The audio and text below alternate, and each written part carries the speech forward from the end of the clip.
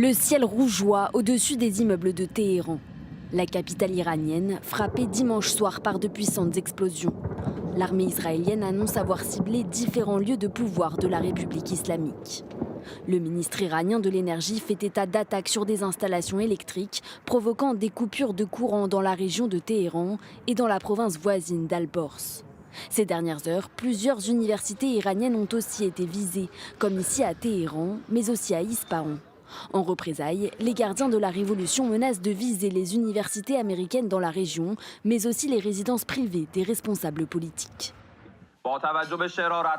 À la lumière des actions malveillantes et des mesures terroristes des ennemis américano-sionistes et de leur attaque contre les domiciles des Iraniens dans diverses villes, les forces armées de la République islamique d'Iran, en représailles, cibleront les résidences des commandants et des responsables politiques du régime américain et sioniste dans la région et dans les territoires occupés. Jérusalem est en état d'alerte dimanche soir alors que des missiles traversent le ciel. Au moins 7 tirs de missiles iraniens ont eu lieu ces dernières heures selon l'armée israélienne. Une frappe a provoqué un incendie dans ce complexe industriel près de Beersheva, dans le sud de l'État hébreu. Les pompiers et l'équipe de l'usine vont éteindre cet incendie dans les prochaines heures. Nous allons ouvrir une enquête pour déterminer précisément ce qui a provoqué le départ de l'incendie. La situation est sous contrôle.